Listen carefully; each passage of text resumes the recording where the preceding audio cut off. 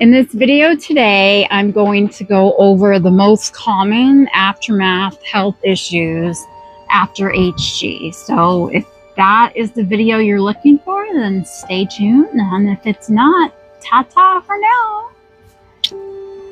In no particular order, number one, decayed teeth. This is the worst. It starts with your teeth chipping, and then it will chip, they'll crumble, and they'll even get mushy, like a banana. It's so disgusting. And I remember just every day I woke up to my teeth just disintegrating in front of me at an alarming rate too. And it was one thing that my smile was the one thing that I always got complimented on.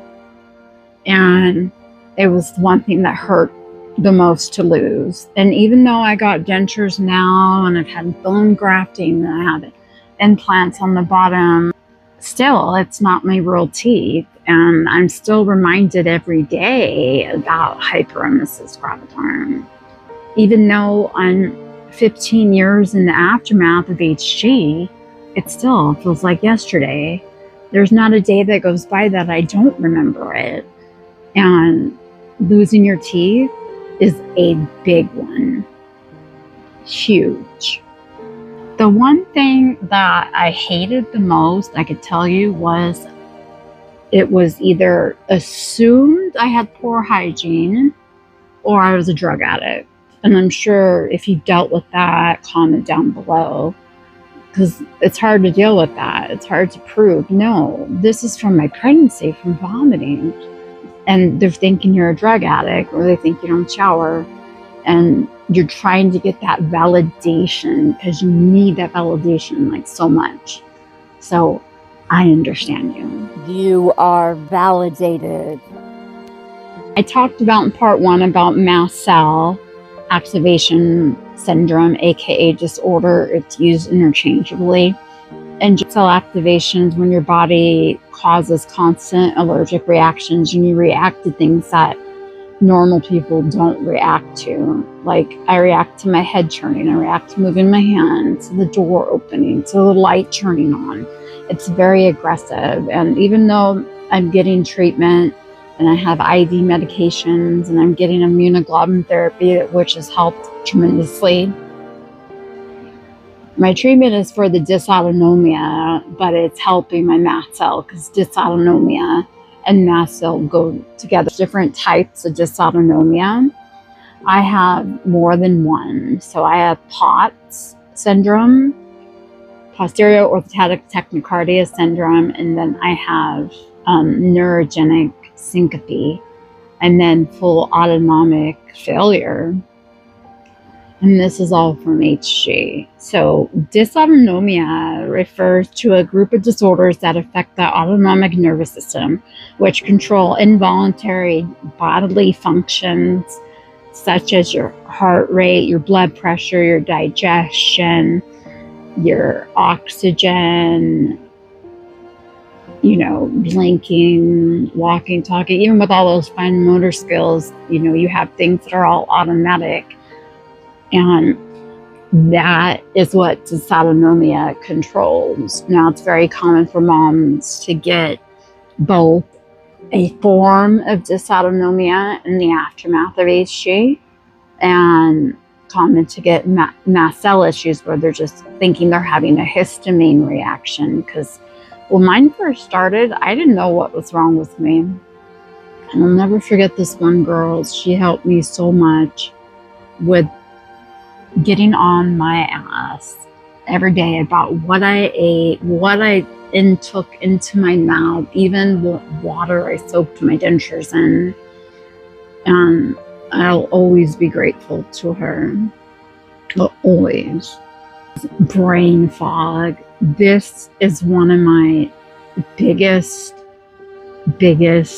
aftermath issues, I would say, because to me it affects everything. I call it brain switching. What I mean by brain switching is 1 minute you're fine, and the next minute you feel like you were thrown in a gas chamber and you're under the influence of drugs, even though you're not. And then you get stuck in that feeling of feeling doped up, like on drugs, but you're not doped up on drugs. That brain fog affects everything from my cognitive function to walking, to talking, to having a conversation, to recording this video. Like, I get it, and it will come in spurts, like I have it right now. But I'm still trying to just get through this video. And what's common with that is brain trauma. Now, there's different types of brain trauma. You know, the most common, I would say, are mental health issues such as Post-traumatic stress disorder from your pregnancy from HG. depression, anxiety, postpartum depression, postpartum psychosis. And if you don't know what postpartum psychosis is, because I get this a lot, I have a blog on it and I'll link it below, but I do need to make a video on it because it's not talked about a lot. But it happens with HG moms quite often. You can have trouble eating, weight gain or weight loss, swallowing issues, cyclic vomiting syndrome, that's just like HG, but you're not pregnant. Gastroparesis, slow emptying of your stomach, fibromyalgia, which is chronic pain over your whole entire body, nausea, like everyday nausea. It sucks to always be nauseous, always. I have a G tube, and so Robert pushes my meds through my tube. I can't take them by mouth because I have trouble swallowing, and I either choke, the difficulty swallowing, I throw up, or I get a reaction. And so it's just easier to have a G tube to push my meds straight in, and then I get them at a quicker rate. That helps my body break them down because I have gastroparesis, the slow emptying of your stomach. Gastro is stomach, paresis means paralyzed, so your stomach is paralyzed. And I don't have the J. I used to have a GJ and do feeds in the J, but I was having too many problems and my GI didn't want to listen to me because I advocated for myself. So they pretty much refused to see me anymore. So then my husband and I just decided to keep the G tube. And as long as I could keep some weight on, not have to go on TPN. And then if I had to go on TPN for a while, that I would. And then I'd get a feeding tube if my weight got back down to a certain point.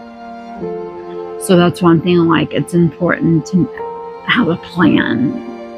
This is not a full list of everything. So you can write down in the comments below if there's certain aftermath issues that you have that you want to share to help the community, because I can't sit here and list every single one. I may have it and not list it, but every mom is different. Every HG pregnancy is different. Every aftermath is different, but there's always some things that are the same.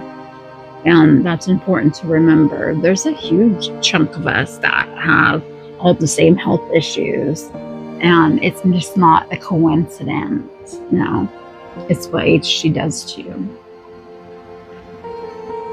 Also want to mention TMJ, the TN face pain. I can't pronounce it right, but I have it. Trigeminal neuralgia. They used to call it the suicide disease because the pain from the TN pain is so painful and so electrocuting that you get on your face. Some people only get it on one side. Some people get it on both. I get it on both, but it's more common, I believe, on one side.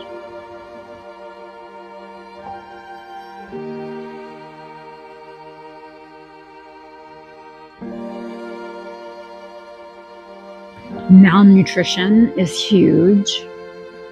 Anemia, thiamine deficiency, B1 deficiency, kidney failure, stroke, seizures, your esophagus rupturing, blood clot issues, having blood clots, pulmonary embolism, your lung collapsing, you got the post-traumatic stress, you can end up with sepsis, a lot of fungal infections. Vitamin deficiencies, though, are really common. The most common are B12, B1, iron, B9. I'm trying to remember this off the top of my head. And I know there's some other ones that are common, so you can drop it down below. What are the complications of hyperemesis gravidarum to our children, to our babies that go through this with us? Over half the children exposed to HG in utero will have neurodevelopmental delays like ADHD, sensory process disorder, autism, sleep issues, Behavior issues, big time. having like GERD, acid reflux. There's so many things that happen to our children because they go through this with us, and they always say, oh, your babies are strong, they make it out great. Not always. And that's something that's really important to know, that if you are having issues with your child, regardless of what the issue is, and you feel it's related to your pregnancy, you need to get answers.